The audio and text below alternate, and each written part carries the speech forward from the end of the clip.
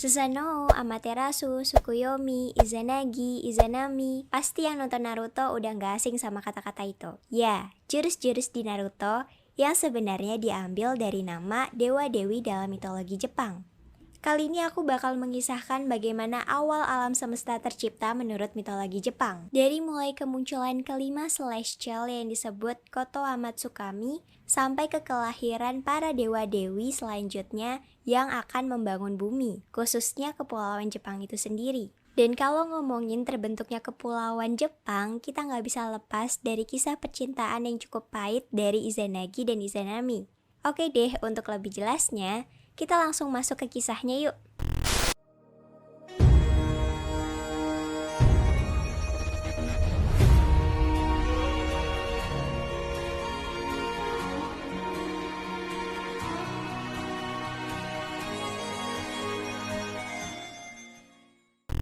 Tenchi Kaibyaku literally means creation of heaven and earth atau penciptaan surga dan bumi. Kisah penciptaan alam semesta dijelaskan di dalam buku Kojiki, yaitu buku pertama yang ada di Jepang pada tahun 712 dan juga di Nihon Shoki pada tahun 720. Keduanya menjadi dasar dari cerita mitologi-mitologi Jepang dan juga kepercayaan Shinto. Sama seperti kisah mitologi kebanyakan, awal mula alam semesta merupakan kekacauan alias chaos. Semuanya nggak berbentuk dan masih saling tercampur abstrak. Tidak ada batas antara bumi dan surga. Tapi perlahan terdeteksi pergerakan partikel. Dengan pergerakan ini, partikel yang paling ringan mulai bergerak naik ke atas membentuk awan dan surga yang disebut Takamagahara. Sedangkan partikel yang berat tertinggal di bawah dan menumpuk membentuk bumi. Namun, permukaan bumi saat itu masih diselimuti air dan belum ada daratan. Saat Takamagahara terbentuk, muncul 3 dewa utama yang entah dari mana. Mereka disebut Sanshinzoka dan beranggotakan Ame no Minaka Nushi no Mikoto, Takami Musubi no Mikoto, dan Kami Musubi no Mikoto. Setelah ketiga dewa utama ini muncul 2 dewa lainnya lagi, yaitu Umashi Ashikabi Hikoji dan Ame no Tokotachi. Kelima dewa ini dikenal sebagai Koto Amatsukami. Setelah Toko Amatsukami, 2 dewa lain muncul juga, yaitu Kuni no Tokotachi dan Toko Kumono. Barulah setelah itu lahir 5 pasang dewa-dewi yang salah satunya adalah Izanagi serta Izanami. Izanagi dan Izanami inilah yang nantinya akan menciptakan kepulauan Jepang dan melahirkan banyak dewa-dewi baru. Karena terlahir berpasangan, Izanagi dan Izanami sebenarnya adalah sepasang saudara. Izanagi sebagai kakak adalah sesosok dewa laki-laki yang cool dan tampan. Sedangkan Izanami, adiknya, disebut sebagai salah satu dewi tercantik dalam mitologi Jepang. Mereka lalu diperintahkan oleh dewa-dewi tertinggi untuk menciptakan tanah dan rumah mereka sendiri. Agar Izanami dan Izanagi dapat mengerjakan tugasnya tersebut, para dewa memberikan mereka tombak yang bernama Ame no Nuhoko. Izanagi dan Izanami lalu menjalankan tugas itu dan pergi turun ke bumi. Mereka pun menggunakan jembatan surgawi yang bernama Ame no Ukihashi. Melihat bentuk bumi, Izanagi penasaran dengan teksturnya. Dia lalu menancapkan tombak Ame no Nuhoko ke permukaan bumi yang masih berbentuk lautan luas. Hal tersebut menyebabkan air mulai surut perlahan. Dari tetesan air terakhir di tombaknya, terciptalah pulau pertama yang bernama Onogoroshima. Terdapat sepasang burung yang mendarat di Onogoroshima. Izanagi dan Izanami pun terpesona mengamati ciptaan mereka. Izanagi dan Izanami belajar apa itu cinta dan kasih sayang. Mereka merasa dengan terus mencipta, maka dunia akan dipenuhi oleh cinta. Izanagi dan Izanami pun melanjutkan penciptaannya. Mereka membuat istana yang megah dengan pilar-pilar yang besar. Izanagi dan Izanami berdansa memutari pilar-pilar tersebut dengan arah berlawanan, kayak adegan drama di India. Ketika mereka bertemu kembali, Izanami memuji ketampanan kakaknya itu dan mengutarakan perasaannya. Dia bilang kalau dia sangat senang bertemu dengan Izanagi. Begitu pula dengan Izanagi, dia mengutarakan perasaan senangnya karena bisa bertemu dengan adiknya yang cantik itu. Gak bisa menahan rasa jatuh cintanya lagi, mereka pun akhirnya kawin. Sayangnya dari perkawinan tersebut, mereka dikaruniai satu anak dengan kondisi struktur tubuh yang tidak sempurna, yaitu Hiruko. Hiruko terlahir tanpa tulang, sehingga terlihat lemah. Izanagi dan Izanami hanya membesarkan Hiruko dalam waktu yang singkat, lalu membuangnya ke samudra. Merasa gagal melahirkan anak, Izanagi dan Izanami kemudian pergi ke surga untuk curhat tentang hal tersebut ke dewa-dewa tertinggi. Ternyata kesalahan mereka adalah seharusnya pihak laki-laki alias Izanagi yang menyatakan duluan perasaannya, bukan Izanami. Mereka pun kembali ke bumi dan mulai berdansa lagi mengitari pilar.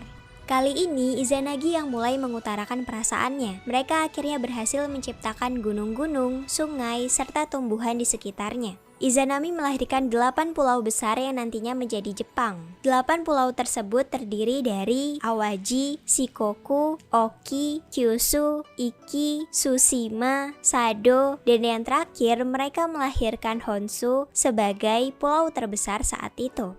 Pulau-pulau ini lalu diberi nama Oyashimakuni yang berarti tanah 8 pulau besar sebagai wujud keberhasilannya. Izanami juga melahirkan generasi-generasi dewa lainnya yang tersebar di Oyashimakuni. Namun sayangnya saat melahirkan dewa api alias Kagutsuchi, Izanami terbakar karena panas dari badan Kagutsuchi itu. Izanami pun meninggal. Melihat hal ini, Izanagi marah. Dia melampiaskan kemarahannya ke anaknya tersebut dengan memotong badan Kagutsuchi menjadi 8 bagian menggunakan pedangnya Ame no Ohabari. 8 potongan tubuh Kagutsuchi itu tersebar ke seluruh Jepang dan menjadi gunung berapi. Izanagi masih gak terima dengan kematian adik sekaligus istrinya tersebut. Dia memutuskan untuk pergi ke Yomi alias dunia bawah versi Jepang. Di dalam Yomi, keadaannya sangat gelap dan mengerikan. Tapi setelah terus mencari, akhirnya Izanagi merasakan keberadaan Izanami di suatu tempat. Izanagi memanggilnya dan menyuruhnya untuk balik ke dunia. Tapi Izanami ngumpet dan menjauh dari kakaknya itu. Dia berkata kalau hal itu tidak mungkin, karena dirinya sudah memakan makanan di Yomi. Izanami juga memperingatkan Izanagi agar tidak menatap wajahnya dulu. Dia menyuruh Izanagi menunggu di luar dan tidak boleh masuk ke dalam sebelum Izanami sendiri yang keluar. Tapi setelah ditunggu berhari-hari, akhirnya Izanagi memutuskan menerobos masuk dengan membawa obor. Dan ketika mereka berdua bertemu, mereka sama-sama kaget. Izanami kaget karena Izanagi yang menerobos masuk. Sementara Izanagi kaget karena melihat badan istrinya yang seperti mayat busuk dengan wajah yang buruk rupa. Izanagi langsung shock dan pergi meninggalkan Izanami. Izanami kecewa karena Izanagi ternyata gak menerima dia apa adanya. Dia pun menyuruh para Oni dan Yokai untuk mengejar Izanagi. Untungnya Izanagi bisa lolos dari kejaran mereka dan menutup pintu masuk ke Yomi dengan sebuah batu besar. Izanami pun terkurung di Yomi. Sejak saat itu, Izanami menjadi dewi yang menguasai Yomi dan dikenal sebagai Yomotsu Okami. Sementara itu di luar, Izanagi yang masih bersedih pergi menjalani ritual misogi atau menyucikan diri di sungai. Saat ia melepaskan bajunya dan mandi, kotoran-kotoran dari Yomi keluar, yang ternyata itu adalah para Oni dan Yokai. Menurut beberapa cerita, dikatakan bahwa manusia tercipta pada saat ini. Karena Izanagi masih bersedih atas istrinya, dia pun menangis. Dari tetesan air mata sebelah kiri, Izanagi menciptakan Dewi Amaterasu. Sedangkan dari tetesan air mata sebelah kanan, Izanagi menciptakan Dewa Tsukuyomi. Dan dari tetesan hidungnya, ya ingusnya, menciptakan Dewa Susanoo. Izanagi memerintahkan Amaterasu untuk mengatur matahari, sehingga dia dikenal sebagai Dewi Matahari. Tsukuyomi diminta untuk mengatur bulan, sehingga dia dikenal sebagai Dewa Bulan. Terakhir, Susanoo diperintahkan untuk mengatur laut dan menjadi Dewa Laut. Pada akhirnya, setelah kejadian di alam Yomi, Izanagi dan Izanami tidak pernah bertemu lagi. Dan cerita akan berfokus pada dewa-dewi keturunannya, khususnya ketiga dewa-dewi utama tadi. Begitulah penciptaan alam semesta, khususnya negara Jepang menurut mitologi yang berasal dari kisah percintaan Izanagi dan Izanami. Salah satu kisah mitologi yang emosional ya, kalau dibandingkan dengan kisah mitologi lainnya yang berfokus pada perebutan kekuasaan dan sejenisnya, Jepang malah berfokus pada kisah cinta. Bisa dibilang yang lain genrenya action dengan bumbu drama, kalau Jepang genrenya drama dengan bumbu romance. Jepang emang beda ya, pantes banyak cerita-cerita anime ataupun J-drama yang bagus dari sana. Kalian sendiri prefer cerita dengan unsur action atau romance nih? Oke deh, sekian dulu. Mohon maaf apabila ada kesalahan pengucapan kata atau kalimat. Kalau kalian mau request konten-konten lainnya, boleh komen di bawah. Jangan lupa juga mampir TikTok dan Instagramku. Dan pastinya, subscribe channel ini ya. Semoga kalian sukses dan sehat selalu. Aku Veronica Indah, thanks for watching. See you next. Bye-bye.